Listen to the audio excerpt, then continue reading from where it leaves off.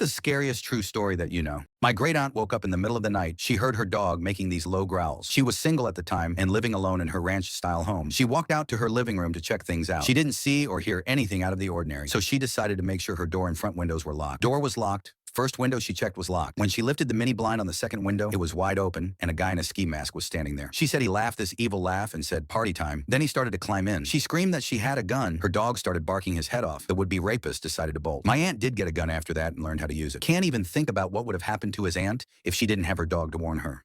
The scariest true story I know is my own. I grew up with a very mentally ill and abusive father. The summer I was 16 and my younger brother was 13, my father shot my brother with a shotgun at almost point-blank range in our basement. Thankfully, it missed his heart by 2 inches, and he is still alive today. I came home that evening to find my stepmother cleaning the blood off the tile floor like there was nothing to see. It was the most terrifying and surreal thing I've ever experienced. One would believe attempted murder would be enough to terminate custody rights, but alas, the police chalked it up to accidental, and my brother and I were too frightened of our father to say otherwise. At 18 and 15, respectively, my brother and I packed up and left the state never to speak to our father again. To this day, little bits of shrapnel still surface in my brother's chest.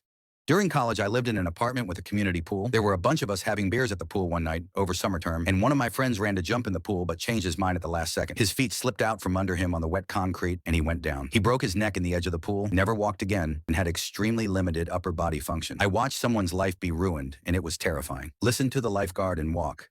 Write in the comments what you would do in such a situation.